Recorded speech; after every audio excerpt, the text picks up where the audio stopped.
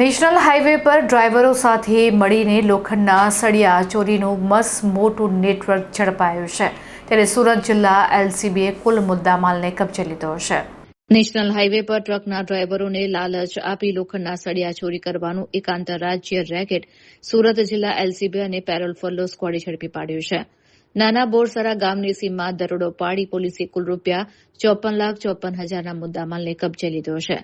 તપાસમાં બહાર આવ્યું છે કે આ સમગ્ર નેટવર્કનો મુખ્ય સૂત્રધાર રહીશ શેખ છે। તે હાઈવે પરથી પસાર થતા સળિયા ભરેલા ટ્રેલરોના ચાલકોને વિશ્વાસમાં લઈ અથવા લાલચ આપી નાના બોરસરાની ખુલ્લી જગ્યામાં બોલાવતો હતો। ત્યાં અંધારામાં સળિયા ઉતારી લેવામાં આવતા હતા। પોલીસે આ મામલે 2 રાજસ્થાની શખ્સોને દબોચી લીધા છે, જ્યારે રહીશ શેખ સહિત 3 શખ્સો હાલ ફરાર છે। પોલીસે સ્થળ પરથી રૂપિયા 16 લાખની કિંમતના 32 ટન ચોરીના સળિયા, રૂપિયા 23 લાખના ટ્રેલરમાં ભરેલા સળિયા, રૂપિયા 15 લાખની ટ્રક, આમ કુલ મળીને 54,54,000નો મુદ્દામાલ કબજે લેવાયો છે। પોલીસ તપાસમાં સામે આવ્યું છે કે રહીશ શેખ ટ્રક ડ્રાઈવરોને પૈસાની લાલચ આપી નિર્જન સ્થળે સળિયા ઉતરાવતો હતો।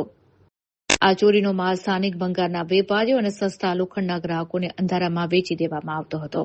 ઉલ્લેખનીય છે કે સુરત જિલ્લામાં પસાર થતા નેશનલ હાઈવે 48 પર રાત્રિ દરમિયાન સળિયા ચોરી અને કેમિકલ ચોરીનું મોટા પાયે કૌભાંડ ચાલી રહ્યું હોવાનું જાણવા મળ્યું છે।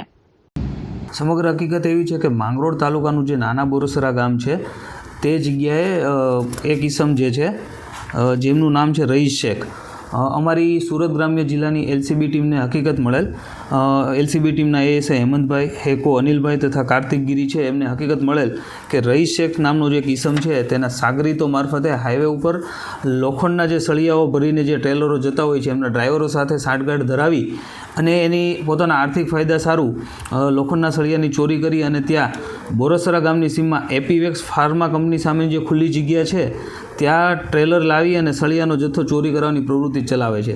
સદર હકીકત સમગ્ર આધારે એલસીબીની ટીમે જઈ દરોડો પાડી સ્થળ ઉપરથી 2 આરોપીને પકડી પાડેલ છે અને ચોરી કરેલ જે સળિયા છે કિંમત રૂપિયા 54,44,000નો મુદ્દામાલ ત્યાંથી કબજે કરેલ છે અને 3 આરોપીઓને વોન્ટેડ બતાવેલ છે।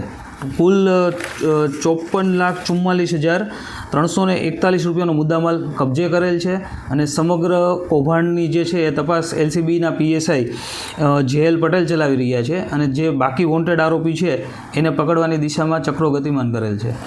સર, આ જે આરોપીઓ છે કઈ રીતે સળિયા કાઢતા હતા અને આમાં જે આરોપી વોન્ટેડ છે ક્યાંના હતા અને કેટલા સમયથી આ કામ કરતા હતા? એની એ બાબતેની સમગ્ર ઊંડાણપૂર્વક તપાસ ચાલી રહી છે। લોખંડના ટ્રેલરો હોય એમાંથી સળિયા ચોરી કરી અને બીજા લોકોને જે બોલાવી અને ત્યાંથી સમગ્ર સળિયાઓનું વેચાણ કરતા હોય છે।